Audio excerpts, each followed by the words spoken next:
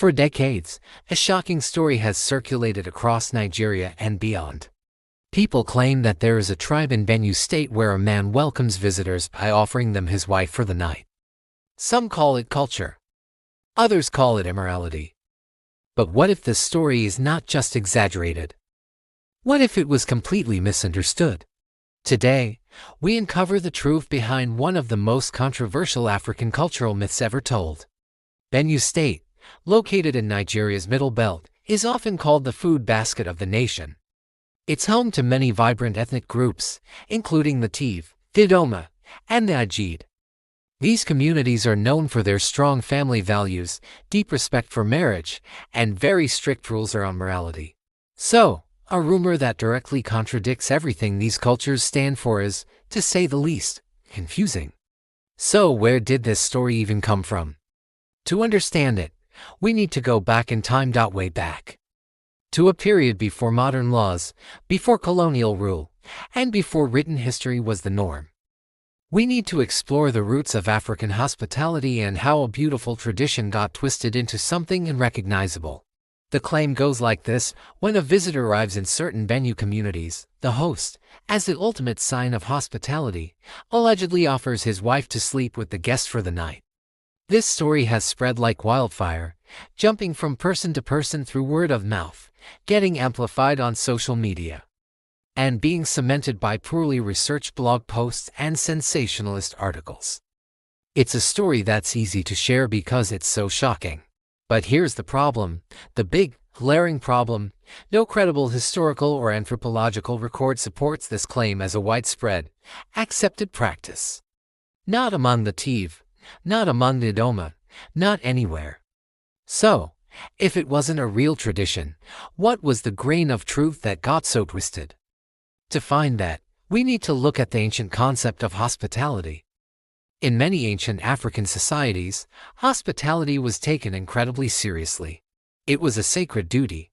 A visitor wasn't just a guest. They were under the complete protection of the entire household and, by extension, the entire community. This meant ensuring their safety, their comfort, and their well-being at all costs. Failure to protect a guest could bring shame and even spiritual consequences upon the host family. Now, in some very specific, ancient contexts, and this is the key part, a woman from the household might be assigned to care for a high-status visitor.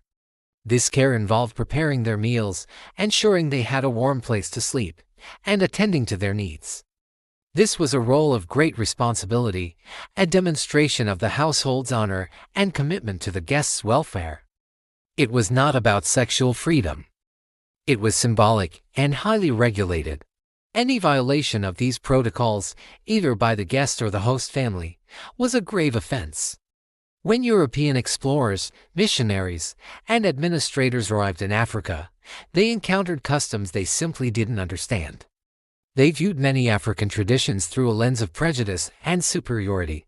Seeing a woman assigned to care for a guest, they often misinterpreted this act of caregiving, adding their own sexualized meanings where none existed. They didn't understand the intricate social rules, the symbolic gestures, or the spiritual significance.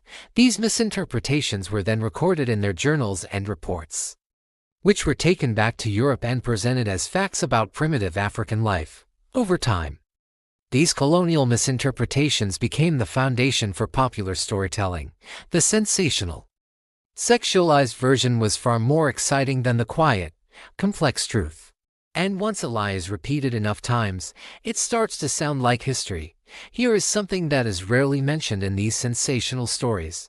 In both Tiv and Idoma cultures, adultery carried extremely serious punishments. It was a major social transgression that could lead to severe penalties, social ostracization, and spiritual cleansing rituals. Marriage was not just a union between two people, it was an alliance between families, tied to lineage, honor, and ancestral laws. Women were not treated as communal property, they were respected as central figures in the family and community. Now, let's use a bit of logic.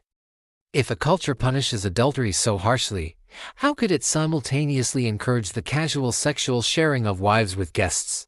The two ideas are completely contradictory. That contradiction alone should be enough to expose the myth for what it is, a baseless, sensationalized rumor. The very structure of these societies makes the wife-sharing story impossible. So why does this rumor still exist today? Why, in the age of information, does this lie persist? First, shocking stories travel faster than the truth.